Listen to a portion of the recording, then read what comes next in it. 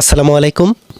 এই ভিডিওতে আমি তোমাদেরকে নবম শ্রেণীর বিজ্ঞান অনুশীলন বই থেকে প্রথম অধ্যায় খেলার মাঠে বিজ্ঞান এই অধ্যায়টি থেকে প্রথম ও দ্বিতীয় সেশনের কাজগুলোকে তোমরা কিভাবে সমাধান করবে তা দেখিয়ে দিব।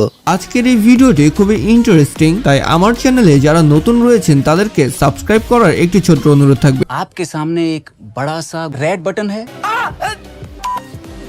আর আমার চ্যানেলের অলরেডি সাবস্ক্রাইবার যারা রয়েছেন তারা অনেকেই এভাবে ভিডিও দেখে চুপি চুপি পালিয়ে যান, তাই ভিডিওটিতে লাইক করে যাওয়ার একটি ছোট্ট অনুরোধ থাকবে। শুভ কাজ যত তাড়াতাড়ি সম্পন্ন হয় ততই মঙ্গল। আচ্ছা ঠিক আছে, আপনাদের অনেক ধন্যবাদ। আমাদেরকে এখানে প্রথম অধ্যায়ে বলা হয়েছে খেলাধুলা করতে তোমাদের কেমন লাগে। বছরের শুরুতে নিশ্চয়ই তোমাদের স্কুলে অনেক অনুষ্ঠান লেগেই থাকে, তার ফাঁকে যদি একটা খেলাধুলার ইভেন্টের আয়োজন করা যায় তাহলে নিশ্চয়ই মন্দ হয় না। আর এই খেলার ফাঁকে ফাঁকে বিজ্ঞানের অনেকগুলো বিষয় শেখা হয়ে গেলে তো এক ঢিলে দুই পাখি।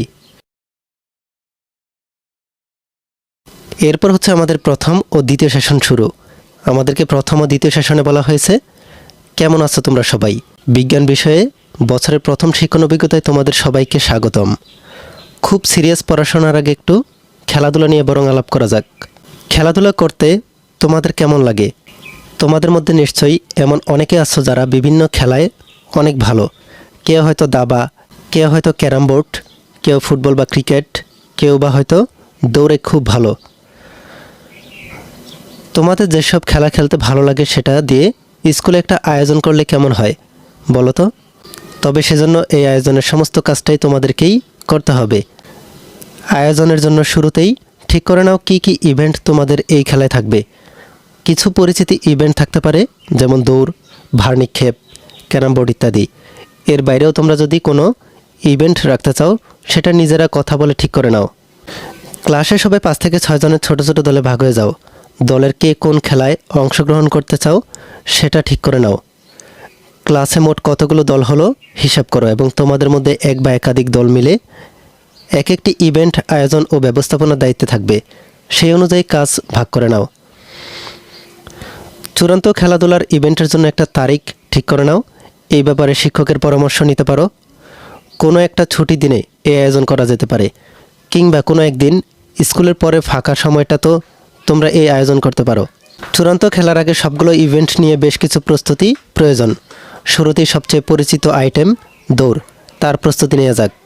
দৌড় প্রতিযোগিতার দায়িত্বে যেসব দল থাকবে তারা প্র্যাকটিসের সময়টাতেও সকল শিক্ষার্থীকে পর্যবেক্ষণ করবে এবং কাদের পারফরম্যান্স ভালো তা দেখে সেই অনুযায়ী চূড়ান্ত খেলায় কারা কারা অংশগ্রহণ করতে পারে তার একটা তালিকা তৈরি করবে। এরপর বলা হয়েছে শুরু করা যাক প্র্যাকটিসের সেশন। দৌড়ের প্র্যাকটিসের তোমাদের দল থেকে কে অংশগ্রহণ করেছে তার নামটা এখানে লিখে রাখো। তোমরা এখানে তোমাদের দল থেকে কে অংশগ্রহণ করেছে তার নামটা লিখে নিবে। এরপর পরবর্তী পৃষ্ঠায় আমাদেরকে বলা হয়েছে প্র্যাকটিস তো হলো, এবার একটু চিন্তা করে দেখো দৌড়ের সময় কোনো দৌড়বিদ কি হঠাৎ করে থেমে যেতে পারে? খেয়াল করে দেখো ঠিক যেখানে দৌড়ে ট্রাক শেষ হয়, ওই যে যেখানে সবাই লাল ফিতা হাতে দাঁড়িয়ে থাকে সেখানটায় এসে কেউ কি হুট করে থেমে যেতে পারে, নাকি তাকে আরও কিছুটা দৌড়ে তারপরে থামতে হয়? আমি তোমাদেরকে এখানে যে প্রশ্নগুলো করা হয়েছে এই প্রশ্নগুলো নমুনোত্তরও তোমাদেরকে দেখিয়ে দিব। আমি তোমাদেরকে এই প্রশ্নটির একটি নমুনোত্তর দেখিয়ে দিচ্ছি। এই প্রশ্নের উত্তরটি হচ্ছে দৌড়বিদ দৌড়ানোর সময় হঠাৎ করে থেমে যেতে পারে না। দৌড়বিদের যেখানে দৌড়ে ট্রাক শেষ হয়, যেখানে সবাই লাল ফিতা হাতে দাঁড়িয়ে থাকে সেখানটায় এসে হুট করে থেমে যেতে পারে না, তাকে আরও কিছুটা দৌড়ে তারপর থামতে হয়। এরপর আমাদেরকে বলা হয়েছে শুধু দৌড়ের কথাই বলছি কেন, গাড়িতে, বাসে বা যে কোনো দ্রুতগামী যানবাহনে চলাচল করার সময় গাড়ি যদি হঠাৎ করে থেমে যায় তাহলে কি আমরা সাথে সাথে থামতে পারি, নাকি সামনের দিকে ঝুঁকে যাই? এই ঝুঁকে যাওয়ার ফলে অনেক সময় বড় বড় দুর্ঘটনাও ঘটতে থাকে, যে কারণে সবসময় যাত্রীদের গাড়ির সিট বেল্ট বেঁধে রাখতে বলা হয়। এখন ভেবে দেখো এই ঝুঁকে যাওয়ার কারণটাই বা কী? কেনই বা আমরা দৌড়ের সময় হঠাৎ করে থেমে যেতে পারি না? আমি তোমাদেরকে এই প্রশ্নটিরও একটি নমুনোত্তর দেখিয়ে দিচ্ছি। নমুনোত্তরটি হচ্ছে চলন্ত বাস হঠাৎ ব্রেক করলে যাত্রীরা সামনের দিকে ঝুঁকে পড়েন। চলন্ত অবস্থায় বাসের সঙ্গে যাত্রীও একই গতিপ্রাপ্ত হয়, কিন্তু বাস হঠাৎ থেমে গেলে বাসের সঙ্গে সঙ্গে যাত্রীর শরীরের নিচের অংশ স্থির হয়, কিন্তু শরীরের উপরের অংশ জড়তার জন্য সামনের দিকে এগিয়ে যায়। ঠিক একই কারণে চলন্ত বাস থেকে হঠাৎ নামার সময় যাত্রী সামনের দিকে পড়ে যেতে চান। এরপর আমাদেরকে বলা হয়েছে এই প্রশ্নের উত্তর খোঁজার আগে একটা ছোট্ট পরীক্ষা করে দেখা যাক। একটি গ্লাসের উপরে এক টুকরো শক্ত কাগজ বা কার্ডবোর্ডের উপর একটি মুদ্রা রাখো। এবার ঝট করে টান দিয়ে কাগজটি সরিয়ে নাও। কি ঘটছে? মুদ্রাটি কি গ্লাসের ভেতরে গিয়ে পড়েছে? কেন? আগের দুটি উদাহরণ যেমন দৌড় ও গাড়ি ব্রেকের ঘটনার সাথে কি একই ঘটনার কোনো মিল খুঁজে পাচ্ছ? তোমার উত্তর নিচের ফাঁকা জায়গায় লিখে রাখো। এখানে তোমাদেরকে একটি ছোট্ট পরীক্ষার কথা বলা হয়েছে। পরীক্ষাটি হচ্ছে গ্লাসের উপরে এক টুকরো শক্ত কাগজ রেখে তার উপরে যদি একটি মুদ্রা রাখা হয়, এরপর তোমরা শক্ত কাগজটিকে বা কার্ডবোর্ডটিকে যদি জোরে টান দাও, তাহলে মুদ্রাটি গ্লাসের ভেতর পড়ে যাওয়ার কারণ কি? আর আগের দুটি উদাহরণ দৌড় ও গাড়ি ব্রেকের ঘটনার সাথে কি কোনো মিল খুঁজে পাচ্ছ কিনা তা তোমাদেরকে এই ফাঁকা জায়গাটিতে লিখে রাখতে বলা হয়েছে। আমি তোমাদেরকে দেখিয়ে দিচ্ছি তোমরা এখানে এই ফাঁকা জায়গাটিতে কিভাবে উত্তরটিকে লিখতে পারো। তার আগে তোমরা যারা এখনও আমাদের চ্যানেলটিকে সাবস্ক্রাইব করোনি তারা এখনই আমাদের চ্যানেলটিকে সাবস্ক্রাইব করে রাখো, আর যারা সাবস্ক্রাইব করেছো তাদেরকে অসংখ্য ধন্যবাদ। নমুনাটি হচ্ছে কার্ডবোর্ডের উপর একটি মুদ্রা রেখে ঝটকা টান দিয়ে কাগজটি সরিয়ে নিয়েছি।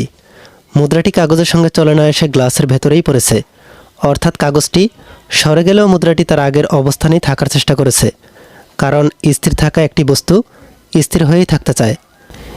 এই ঘটনাকে স্থিতি জড়তা বলে। আগের দুটি উদাহরণ যেমন দৌড় ও গাড়ি ব্রেকের ঘটনার সাথে কার্ডবোর্ডের উপরে রাখা মুদ্রার ঘটনাও একই রকম স্থিতি জড়তা কাজ করে। এরপর আমাদেরকে বলা হয়েছে এবার শিক্ষক সহ তোমার অন্য সহপাঠীদের সাথে আলাপ করে দেখো তারা কি লিখছে। তোমাদের বিজ্ঞান অনুসন্ধানী পাঠ বই থেকে বল, চাপ ও শক্তি অধ্যায়ের নিউটনের প্রথম সূত্র এবং স্থিতি জড়তা ও গতি জড়তা সম্পর্কে পড়ে নাও। তোমাদের বিজ্ঞান অনুসন্ধানী পাঠ বইয়ের 3 পৃষ্ঠায় ও 4 পৃষ্ঠায় নিউটনের প্রথম সূত্র, স্থিতি ও গতি জড়তা সম্পর্কে ভালোভাবে আলোচনা করা হয়েছে। তোমরা এই লেখাগুলো থেকে নিউটনের প্রথম সূত্র এবং স্থিতি জড়তা ও গতি জড়তা সম্পর্কে ভালোভাবে পড়ে নিবে। এরপর তোমাদেরকে বলা হয়েছে কোনো বস্তুর তার নিজের অবস্থায় থাকতে চাওয়ার এই যে প্রবণতা অর্থাৎ জড়তার ব্যাখ্যা কি বুঝতে পেরেছ? জড়তার আরও কিছু উদাহরণ কি তোমরা তোমাদের দৈনন্দিন জীবন থেকে দিতে পারবে? আমি তোমাদেরকে দেখিয়ে দিচ্ছি তোমরা কিভাবে জড়তার আরও কিছু উদাহরণ তোমরা তোমাদের দৈনন্দিন জীবন থেকে দিতে পারো। উদাহরণের নমুনোত্তরগুলো হচ্ছে অনেকগুলি বইকে একের পর এক স্থাপন করে রাখার পর মাঝের কোনো বইকে দ্রুত সরিয়ে নিলে অন্য বইগুলো সরে আসে না, যা স্থিতি জড়তা। এরপরে উদাহরণটি হচ্ছে কোনো সাইকেল চালক সাইকেল চালাতে চালাতে প্যাডেল বন্ধ করে দিলেও সাইকেল গতি জড়তার জন্য কিছু দূর পর্যন্ত গতিশীল থাকে। এরপর আমাদেরকে বলা হয়েছে এবার নিজে চিন্তা করে নিচের প্রশ্ন দুটির উত্তর লেখো। আমরা এখানে পরবর্তী পৃষ্ঠায় দেখতে পাচ্ছি তোমরা কখনো কম্বল পিটিয়ে পরিষ্কার করতে দেখেছ?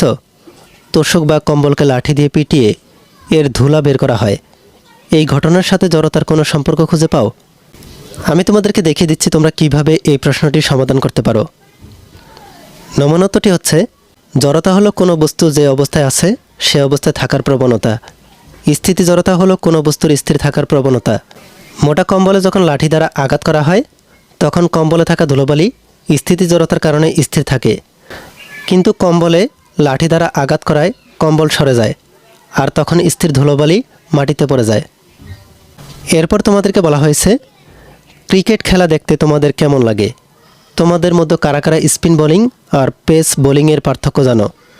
যারা জানো না তারা তাদের বন্ধুদের কাছ থেকে জেনে নিতে পারো। এবার একটু ভেবে উত্তর দাও।